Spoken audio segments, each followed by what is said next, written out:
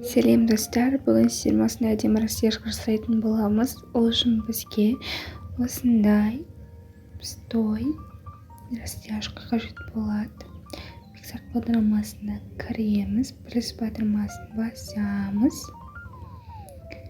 Галереядан добавить фотоны таңдап, өзімізге керек фонда қоятын боламыз.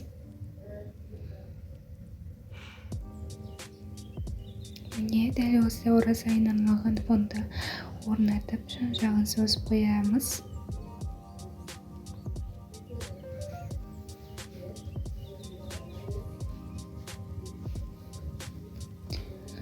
Дәл солай екіншісін де қайталаймыз.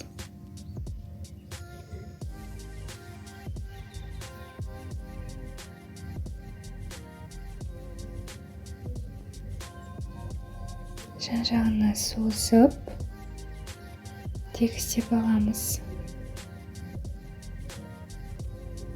Жоғарыда тұрған екі тартпашты басып орналастырсақ, міне дәл осындай әдемі растяжкамыз дайын. Енді фон ортасына жазуға арналған топперді қоятын боламыз.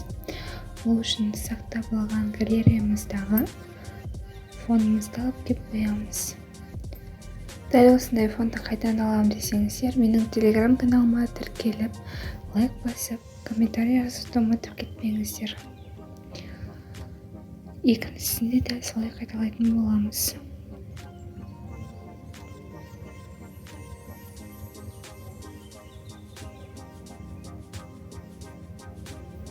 Осы фон әдемі жарасатын секілді, сол үшін де мен ауыстырған боламын.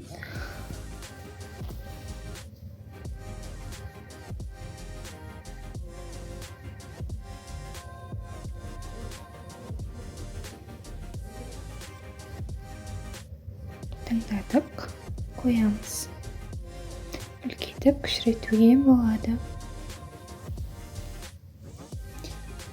Жан-жағын тартамыз. Міне осындай әдемі растяжкамызды орнаттық. Ішіне тексті басып, өзімізге керекті әріптерді әдемілеп сәндеп қоюымызға болады.